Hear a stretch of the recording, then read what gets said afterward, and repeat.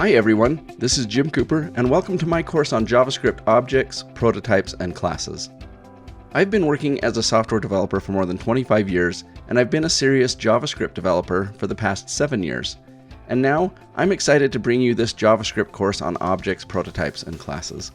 In this course, you'll learn not just about the different ways to create objects, but the deep behind-the-scenes things that happen when creating and working with objects and prototypes.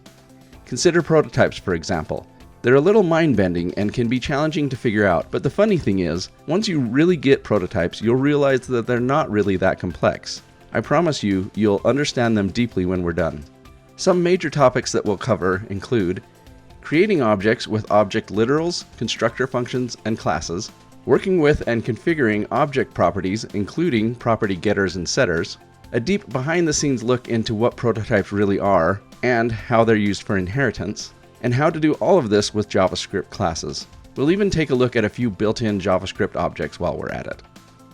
By the end of this course, you'll know everything you need to know about working with objects in JavaScript.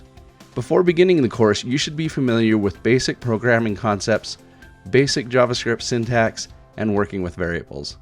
All of this is foundational to working with JavaScript. So let's jump in, and you'll soon start wowing your friends and colleagues with the depth of your knowledge about JavaScript objects, prototypes, and classes.